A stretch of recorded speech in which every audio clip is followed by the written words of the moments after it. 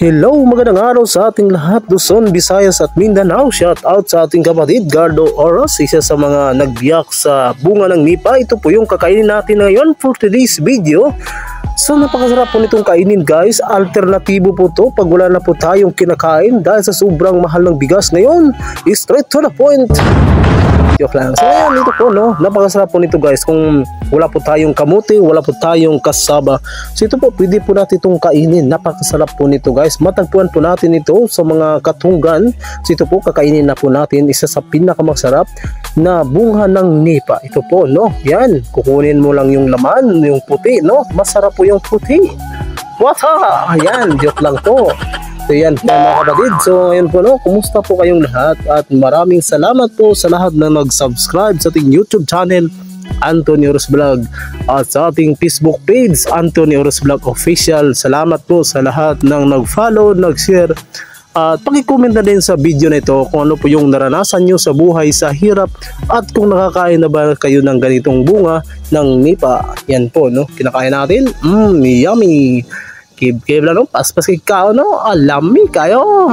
Yan, sarap-sarap no. Yan no, wala na no. Marami pa, sinong gustong humingi dyan? Marami pa po tayong bunga na ganyan, bunga ng nipa no. Guys, so kumusta po tayo no? Sobrang mahal na po ng ating bilihin no. Yan, huwag lang po natin isisi sa Pangulo kasi ang Pangulo ay gumawa ng paraan.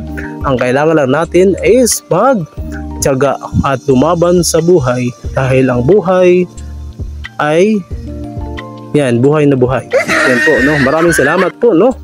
Yan, kain na po tayo guys. So sarap po nito no, parang ano siya, lasang coconut.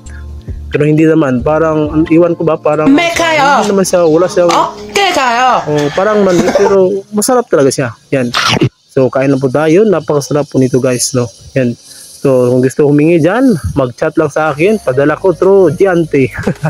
Joke na po no. So sana po ay nasa mabuting kalagayan po kayong lahat. So Luzon, Visayas at Mindanao. Yan, lalo na po no, sa panahon ngayon. No, dami ng mga pagsubok sa ating buhay, mga bilihin, nagkaroon po tayo ng inflation rate no. Taas ng presyo ng mga bilihin, dati is 1,000 mo, marami nang mabibili. Ngayon 500 mo, isang bilihan na lang yan, parang sinsilyo na lang yan.